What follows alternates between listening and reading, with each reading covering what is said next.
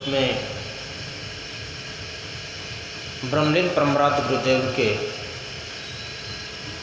युगल पाद पद्मों में कोटि नमन। व्यक्त रूप में अपने आवास में अवस्थित स्वामी परमानंद महाराज के श्री चरणों में नमन एवं तीर्थों को पावन करने वाले मुद मंगल में साधु समाज के चरणों में नमन। धर्म क्षेत्र में उपस्थित सत्संग प्रेमी माताओं एवं धर्मशिला बहनों,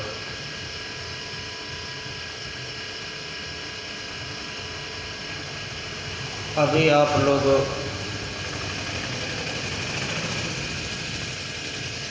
स्तुति विनती के बाद रामचरित मानस सरसटिक द्वितीय सोपान अयोध्या कांड से पाठ को श्रवण किया।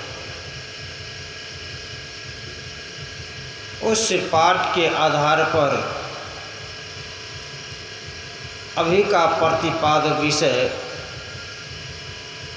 कर्म फल है और यहाँ जो सत्संग अभी हो रहा है यह सत्संग श्राद्ध कर्म के अवसर पर हो रहा है। पहले हम सब लोगों को ये जानना चाहिए कि श्राद्ध कर्म कहते हैं किसे। जिस कर्म को श्रद्धा के साथ किया जाए,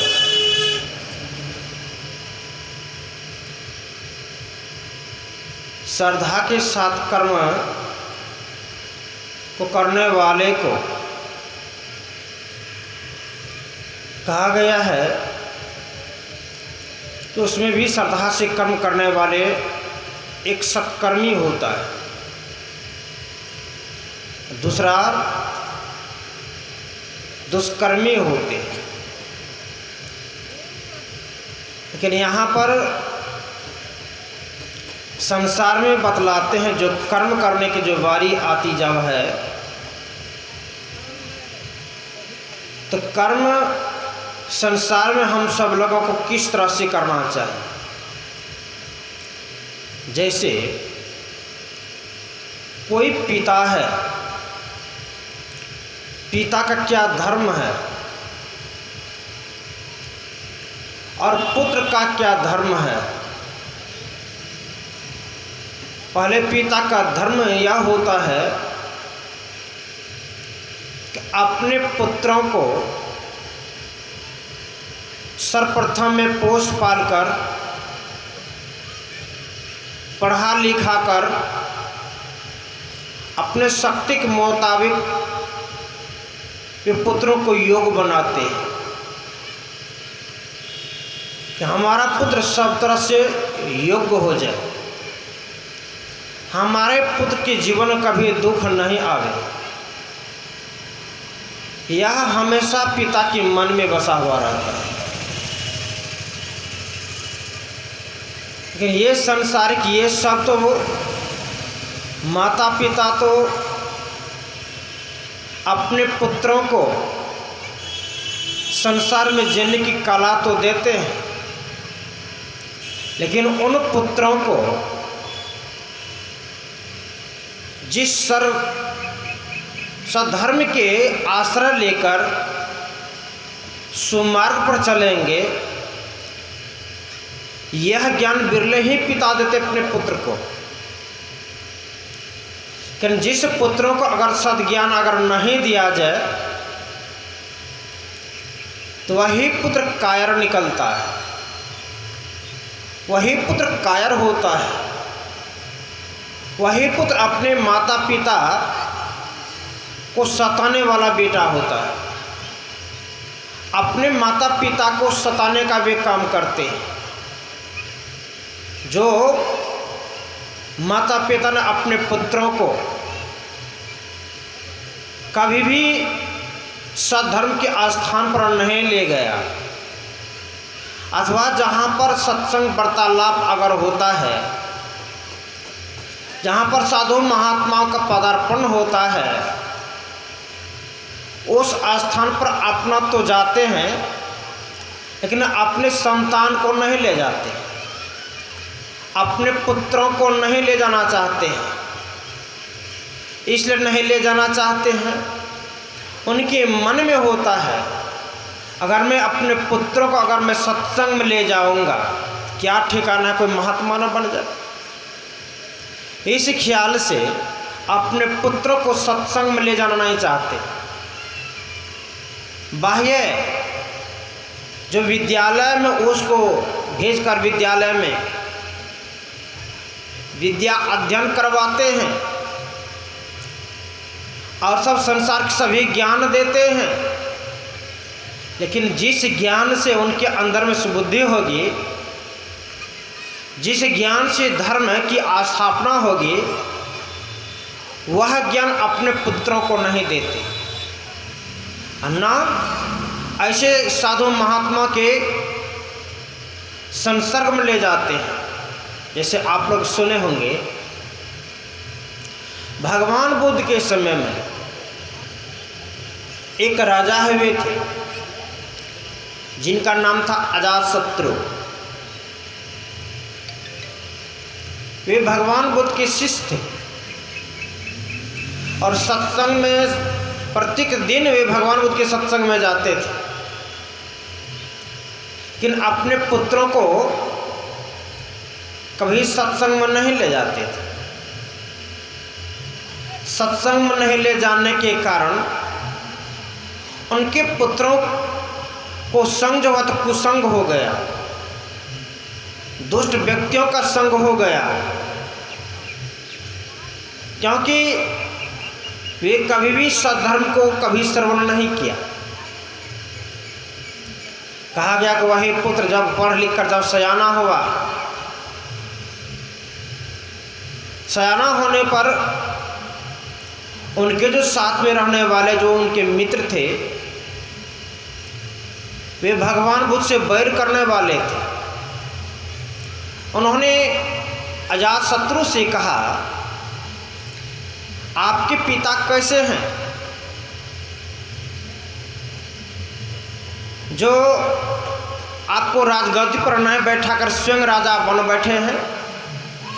अब तो तुम सब तरह से योग्य हो गए हो राजा बनने के लिए। अजातशत्रु के मन में होता है ठीक ही कह रहे हैं, मुझे जरा भी धैर्य है कि मैं अपने पिता के एकलौता बेटा हूँ। हमारे पिता जब बूढ़े हो जाएंगे, जब राजकाज को नहीं संभाल पाएंगे तो राजा मैं ही बनूंगा। अभी जरा भी धैर्य है उनके पास में, ये धैर्य नहीं। अब उनके भी मन में जच गया कि अब मैं राजा बनूंगा। अजातशत्रु अपने मंत्रियों से मिलकर एक कैद खाना का निर्माण किए, जेल का निर्माण किए, और बनाकर जब तैयार हो गया तब अपने पिताजी से आकर कहते हैं, पिताजी एक कैद खाना बनवाए हैं, आप चले उस कैद खाना का आप उद्घाटन कर दीजिए। अपने पिता को उस जेल खाना के उद्घाटन करवाने के लिए ले गए। वहाँ ले जाकर जैसे वह उसमें प्रवेश किया, अंदर गया, वैसे उनके पुत्र क्या कहते हैं, पिताजी अब आप कैद हो गए, अब आप इसे कैद खाना से आप बाहर नहीं हो सकते, अब आप इसी कैद खाना में रहिए। अब आप बंदी यहाँ पर आपको बनाए गए, आपको बंदी बनाकर जेल खाना में बंद कर दी और पूरे राज के लोगों से कहा कि हमारे पिता जो राजा बिंबिसार है इनसे कोई भी व्यक्ति आकर मिल नहीं सकते, इनको कोई भी व्यक्ति अन्न जल नहीं दे सकते, बल्कि अपने माता तक को भी बोल दे कि माँ तुम भले ही माँ है, अब जाकर पिताजी से मिल सकती है, लेकिन भोजन का कोई सामग्री नहीं ले जा सकती, उनको भी मना कर दी। और राजा बिंबिसार जब जेल में रहने लगा तो अजातशत्रु के माँ जब उनसे मिलने के लिए जब जाती थी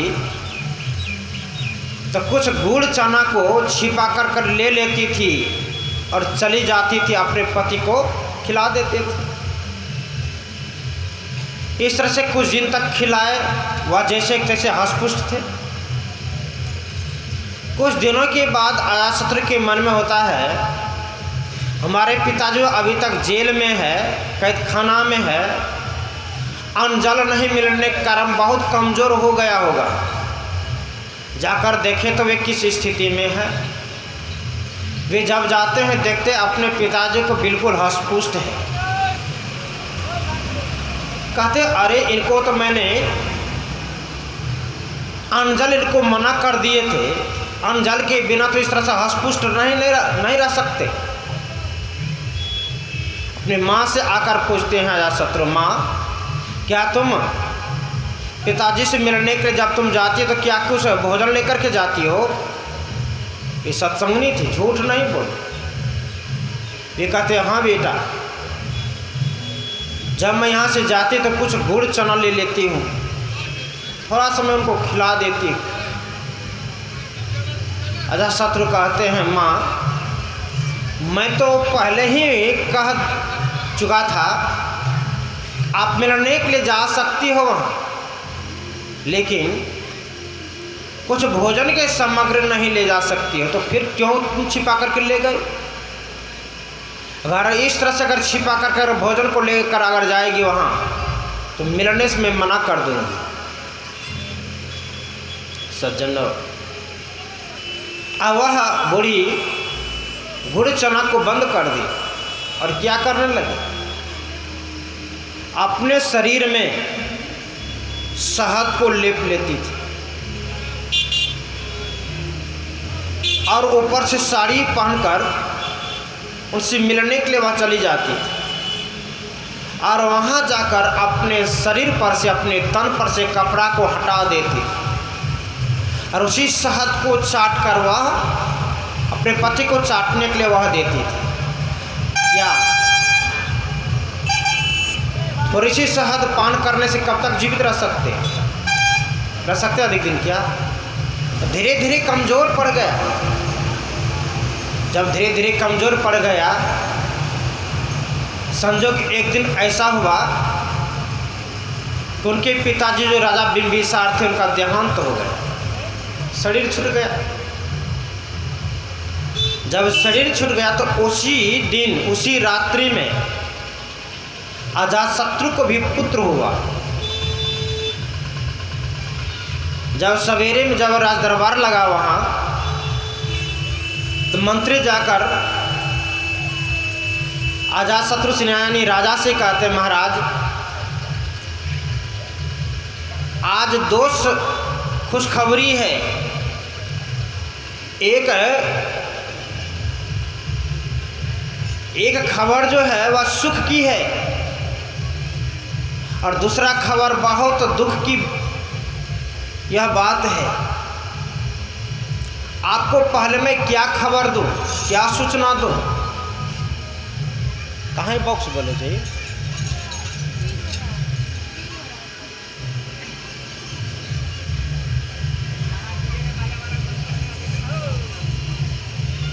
श्री सद्गुरु कहा गया है उसी रात्रि में उनको पुत्र रत्न की प्राप्ति हुई।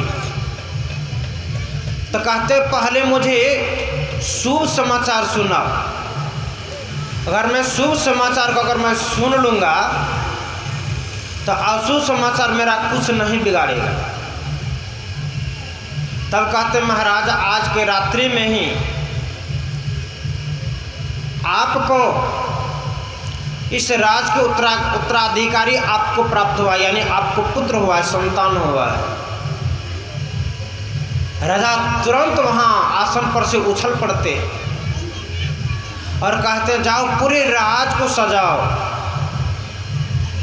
और क्या, पूरे राज में 1 सप्ताह के लिए राज खजाना को खुला छोड़ दो, जिनको जितना जो लेने का होगा सब ले जाएंगे। तब कहते आप दूसरा समाचार भी सुन लीजिए। दूसरा समाचार क्या है? यहाँ नजदीक बाकी बजाता है क्या? ये तरीका है क्या? उनको और जगह नहीं मिलता है क्या बजाने के लिए?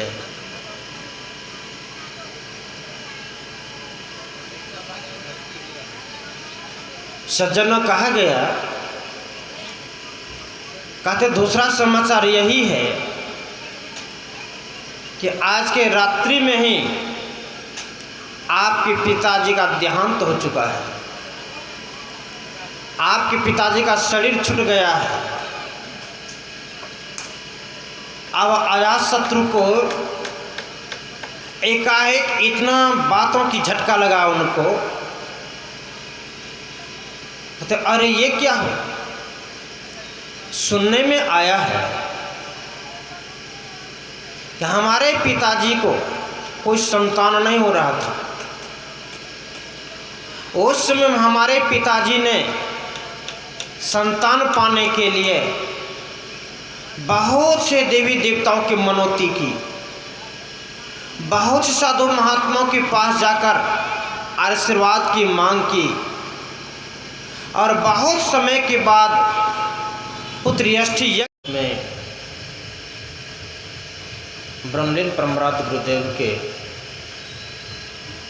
युगल पाद पद्मों में कोटि नमन। व्यक्त रूप में अपने आवास में अवस्थित स्वामी परमानंद महाराज के श्री चरणों में नमन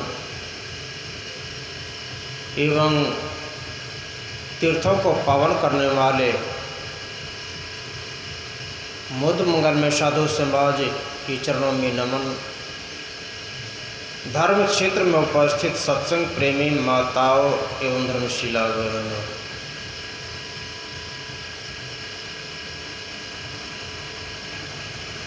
अभी आप लोग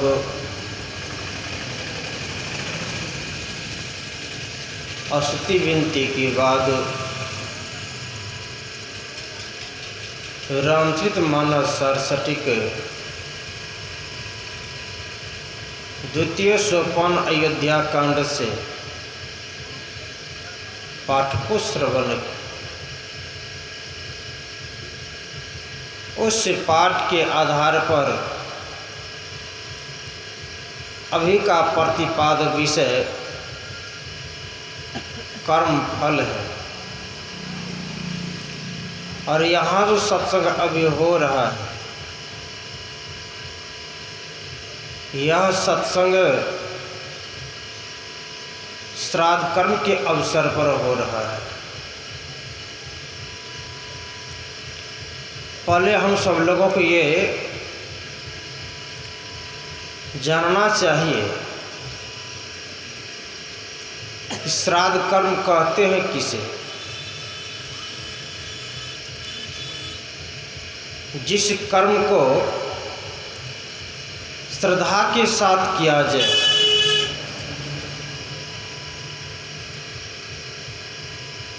श्रद्धा के साथ कर्म को करने वाले को कहा गया है तो उसमें भी श्रद्धा से कर्म करने वाले एक सत्कर्मी होता है, दूसरा दुष्कर्मी होते हैं। लेकिन यहाँ पर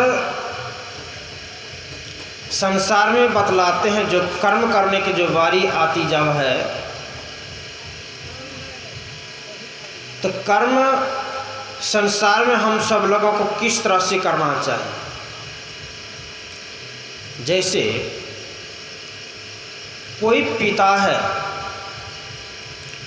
पिता का क्या धर्म है और पुत्र का क्या धर्म है। पहले पिता का धर्म यह होता है कि अपने पुत्रों को सर्वप्रथम में पोष पाल कर, पढ़ा लिखा कर, अपने शक्ति के मुताबिक वे पुत्रों को योग्य बनाते हैं कि हमारा पुत्र सब तरह से योग्य हो जाए, हमारे पुत्र के जीवन में कभी दुख नहीं आवे। यह हमेशा पिता के मन में बसा हुआ रहता है। लेकिन ये संसारिक ये सब तो माता पिता तो अपने पुत्रों को संसार में जीने की कला तो देते हैं, लेकिन उन पुत्रों को